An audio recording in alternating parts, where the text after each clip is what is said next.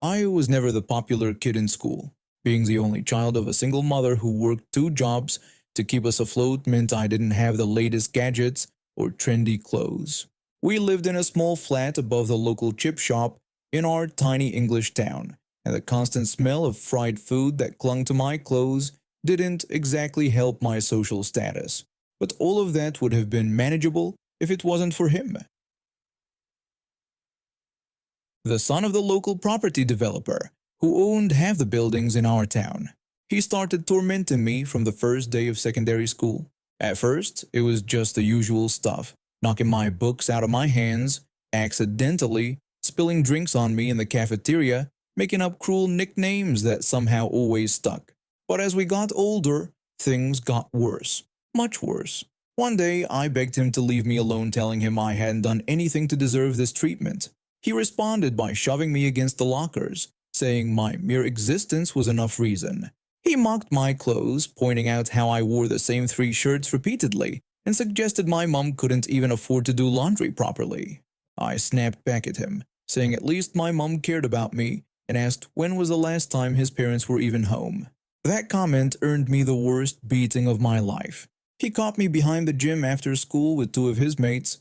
I ended up with 3 broken ribs and a concussion so bad I missed 2 weeks of school. The school nurse saw everything, but nothing came of it. His father was on the school board after all. After the beating, he threatened me, saying if I told anyone about what happened, he'd make sure my mom lost her job at the pub, reminding me that his dad owned the building. I kept my mouth shut. We couldn't afford to lose that income. The years dragged on like this until he finally left school when I was 17. I started coming out of my shell, made some real friends for the first time. Turns out I was actually quite funny when I wasn't constantly looking over my shoulder. My grades improved, and I even started getting invited to parties. But living in a small town means you can never really escape your past. He was still around, friends with some of my new friends, dating a girl from my year. I managed to avoid him mostly until that night at the pub when we were celebrating our exam results. I was having a great time with my mates when he spotted me. He approached our group and grabbed me in a headlock, asking my friends why they were hanging out with someone like me. One of my friends tried to defuse the situation, asking him to leave me alone as we were just trying to have a good night. He responded by tightening his grip and telling me that my friends only hung out with me because they felt sorry for me, calling me a poor little charity case. I could have fought back. I wasn't that scared little kid anymore. But then I overheard him bragging loudly to his mates about the party he was planning. He was telling them about how he had everything sorted in his car, 13 bags of cocaine, 30 pills, and some ketamine, boasting about how mental the party was going to be. That's when I knew exactly what I was going to do. I waited until he left, snapped a quick photo of his number plate, and made a call to the police. I told them I'd witnessed someone driving under the influence, claiming I'd seen him snorting something in the pub toilets before getting behind the wheel.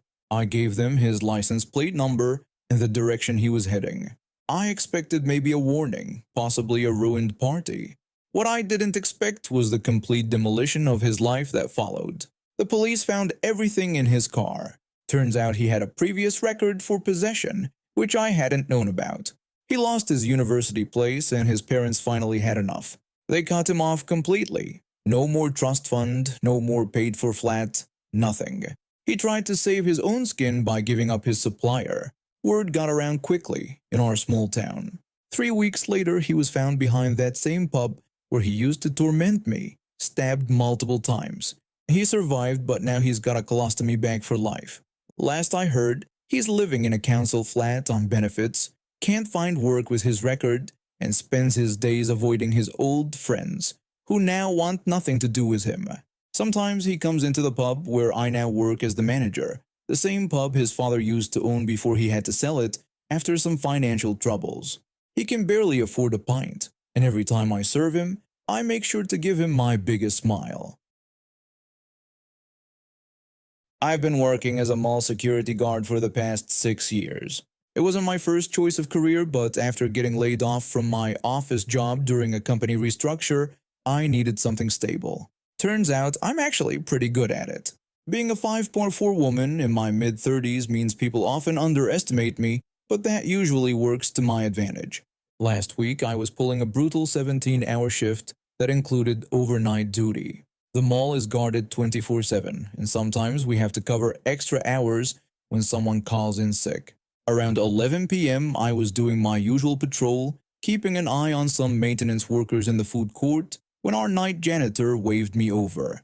Two police officers were with him. We've been having some issues with the local police department showing up without properly checking in with security first, but I let it slide. They asked me about a silver truck with a light bar that had been driving around the property.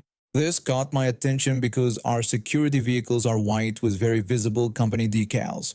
I told them I hadn't seen any silver truck, but assured them I would check it out right away. After making sure the mall was secure, I headed outside and spotted the truck. More dark gray than silver, but whatever. It had some security company name I'd never heard of written on it, along with what looked like the guard's name and a phone number. I approached the vehicle cautiously, and when I asked if I could help him, he just threw the same question back at me with an attitude. I identified myself as mall security and told him he was on private property and needed to leave. He responded by stating that he was security too, as if that explained everything. I tried explaining that while I understood he was security, I was specifically the mall's security, and he wasn't authorized to be there. I warned him that if he didn't leave, I would have to call the police. Instead of cooperating, he threatened to call the police himself and have me removed for trespassing. His tone was getting increasingly aggressive, and he kept talking over me every time I tried to speak. The condescension in his voice was unmistakable. You know that tone some men use when they think a woman is playing at doing a man's job. Yeah, that one. So I called the police. Then I had to call my boss and the mall general manager. While I was on the phone with my GM, the other guards started shouting something unintelligible but clearly aggressive. My GM heard it and told me to keep my distance. The police called back and told me they'd already spoken to the guy. Apparently, he claimed one of our anchor stores had hired him to watch their store overnight. My GM confirmed this with the security company. The store had indeed hired them without telling us or getting permission to use mall property. My GM said the guard could stay for the night, but only in the parking lot directly by the store. When I tried to relay these instructions, things got even more ridiculous. I attempted to tell him about the important instructions from the mall manager, but he cut me off saying he'd just talked to his boss and everything was fine, telling me to run along. When I tried to explain about the restrictions, he became even more belligerent, loudly declaring that he didn't have to listen to anything I said, repeating it even louder to drown out my voice. Then he rolled up his window and completely ignored me. I had to call the police back to have them relay the instructions because this grown man refused to listen to a woman doing her job. The next morning, all hell broke loose. The store manager had a long meeting with my GM, and the security company launched an investigation. A few days later, their corporate office asked me to provide a detailed account of what happened. The woman I spoke with apologized profusely and assured me the guard would be dealt with. We never saw that guard again. They sent someone else, someone who actually knows how to act professionally and doesn't throw a tantrum when a woman tells him what to do. I found out that not only did he get fired, but the security company lost their contract with the store. Apparently, his behavior violated several company policies, and when they reviewed his vehicle's dash cam footage, it only made him look worse. The store now has to use our mall security for any extra coverage they need, which means they have to deal with me even more often. I've worked in the automotive parts department for 5 years now. It wasn't my dream job initially. I actually studied marine biology in college, but life has a way of steering you in unexpected directions, and when my father's auto shop needed someone reliable to manage their parts department, I stepped in temporarily. That temporary position turned permanent when I discovered I had a knack for inventory management and actually enjoyed the work. Everything was going fine until about 2 years ago when this one technician joined our team. From day one, he made it clear that he thought being barely over 5 feet tall made him Napoleon reincarnated. He'd strut around the shop like he owned the place, talking down to everyone despite having to literally look up at most of us. One day, when I handed him a transmission filter he'd requested, he sneered at me and complained about how long it took. He even made a snide comment asking if I spent all day painting my nails back there. When I explained that I was helping another technician and we handle requests in order, he just scoffed. He told me his time was more valuable than others and demanded that I drop everything whenever he needed something. These interactions became our daily routine. I could handle it initially. I've dealt with difficult people before. But then, two things happened simultaneously. We started a massive renovation project in our department, and I found out I needed major reconstructive surgery. The surgery wasn't a surprise. I've had issues with my feet and legs since childhood. Years of working on concrete floors finally forced me to address it. The doctors were clear. I'd need surgery and would be wheelchair-bound during recovery. The timing wasn't great with the renovation, but we had to make it work. Our department looked like organized chaos during construction. I spent hours ensuring the floor space remained clear for my upcoming wheelchair needs, even though it meant utilizing every bit of vertical storage we had. The other parts personnel, old tall like me, were fine with this arrangement. But our short-tempered technician, he turned into a complete nightmare. When he couldn't find an oil filter in its usual place, he threw a fit. When I explained about the reorganization due to construction and that it was now on the top shelf, he called me stupid and demanded to know how he was supposed to reach it. I tried suggesting he could ask for help or use our stepladder, but he cut me off mid-sentence. He yelled that he didn't need my help and stormed off after demanding I keep things where he could reach them. He stormed off, but that gave me an idea.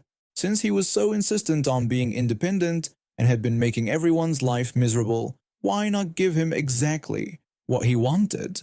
I spoke with management about giving him special permission to access the parts area himself, something usually restricted to parts personnel only. They agreed, probably tired of his constant complaints. That's when Operation Top Shelf began. Every single commonly requested part was methodically moved to the highest shelves. For us tall folks, it just meant a slight stretch.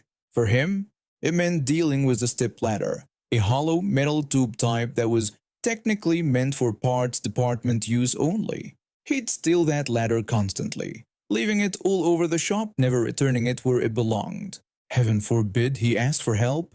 His ego wouldn't allow it. He'd rather waste 15 minutes hunting down the ladder than spend 30 seconds asking someone to grab a part for him. Then came the day of the concrete pour for our renovation. I was chatting with the construction workers during their break, and the topic of our challenging technician came up. They'd had their own run-ins with him apparently. One of the construction workers mentioned how the technician had been moving their equipment without permission and nearly caused an accident the previous week. When I shared how he kept taking and misplacing our ladder, the worker got this gleam in his eye. With a mischievous grin, he suggested that since concrete pours take all day, some might accidentally find its way into the hollow ladder tubes. I didn't say anything. I just smiled and went back to work. Later that afternoon, I noticed our ladder had gotten significantly heavier, about 60 pounds heavier to be exact. The next morning was pure poetry in motion. I watched as he stormed into the parts department, spotted the filter he needed on the top shelf, and went for the ladder. When he tried to pick it up, he sputtered in confusion, demanding to know what was wrong with the ladder. I innocently replied that it had been working fine just yesterday. He struggled, red-faced, to drag the concrete-filled ladder across the floor. Too proud to ask for help, too stubborn to admit defeat. After 5 minutes of watching him wrestle with the ladder like a cat trying to carry a watermelon, I decided to twist the knife just a bit. I sweetly offered that if he ever needed help reaching anything, any of us would be happy to assist. No ladder required. The look he gave me could have melted steel, but for the first time in 2 years, he didn't have a snappy comeback. He just grunted, finally managed to prop up the ladder, and climbed it with as much dignity as he could muster, which wasn't much. I've been working at this marketing firm for about 3 years now. Started as a junior copywriter right after college. managed to work my way up to senior position through countless late nights and sacrificed weekends. The pay wasn't great, but I figured the experience would look good on my resume. Our boss, let's just call him CEO, took over the company about 8 months ago after his father retired. The difference was like night and day. While the old man was strict but fair, his son turned out to be this entitled nightmare who thought running a company meant treating it like his personal playground. Everything was fine until December rolled around. CEO called an emergency meeting one morning, acting all excited like a kid who just discovered sugar. He enthusiastically announced that we were starting a new holiday tradition, a mandatory Secret Santa. The word mandatory already had me worried, but it got worse. He went on to explain with way too much excitement that to make it extra special, we were all going all out. Each person would draw a name and get them something from a specific wish list with a minimum spend of $500. My co-worker, who I'll call Brave Soul, spoke up hesitantly, pointing out that $500 was quite steep. CEO dismissed her concerns with fake cheerfulness, insisting that it was the holidays and we were all family here. He then started passing around pieces of paper. When I got mine, I nearly choked. The paper indicated I was supposed to buy his wife a Gucci handbag, black leather with gold hardware, for $2,800. I heard another coworker quietly reading that they had to get his daughter an iPhone 15 Pro Max. Someone in the room nervously asked if there had been a mistake, noting that all the names seemed to be his family members. CEO confirmed this with enthusiasm, rambling about how his wife, kids, and parents were practically our family too, especially since we spent more time at work than at home anyway. I spoke up, cutting through his nonsense by pointing out that this wasn't actually Secret Santa. He just wanted us to buy luxury gifts for his family. He got defensive, telling me not to be negative and insisted this was about building team spirit. Then came the threat. Participation was mandatory, and anyone who didn't support the team would face consequences. The room fell silent. Most of my coworkers make between $45,000 to $65,000 a year. A $2,800 handbag would be nearly 2 months' rent for me. That's when I remembered something. During my late nights at the office, I've been copying important documents, just in case. Call it paranoia, but after seeing how CEO treated people, I wanted insurance. Among those documents were emails between him and the company accountant about creative bookkeeping to avoid taxes. I stood up. With all the confidence I could muster, I suggested that I had a better idea for team spirit, specifically that I could email the Internal Revenue Service about his creative bookkeeping. His face went white. I continued, explaining that I had copies of everything, all the creative deductions, the fake business expenses, even that consulting fee he'd been paying to his shell company. When he tried to call my bluff, I simply pulled out my phone and showed him the folder. Then I laid out my terms. The Secret Santa nonsense would be cancelled. Anyone who had already bought gifts would be reimbursed from his personal account. And if anyone in the room faced any kind of retaliation, these documents would go to both the IRS and the Department of Labor. While he sputtered about loyalty and family, I wasn't finished. I added that I would be getting a raise, along with everyone else in the room, essentially the holiday bonus he'd canceled last month to fund his new boat. Looking around the room, I saw my co-workers trying to hide their smiles. CEO had no choice but to agree. He knew I had him cornered. That was 2 weeks ago. We all got our raises, the Secret Santa scam was cancelled, and CEO has been surprisingly quiet lately. Word is his father heard about the whole thing and is considering coming out of retirement to help manage the transition. Turns out the best gift this holiday season wasn't a Gucci bag or an iPhone. It was watching an entitled boss realize he couldn't get away with treating his employees like personal ATMs. And those documents, they're still safely stored away, just in case CEO needs another reminder about the true meaning of family.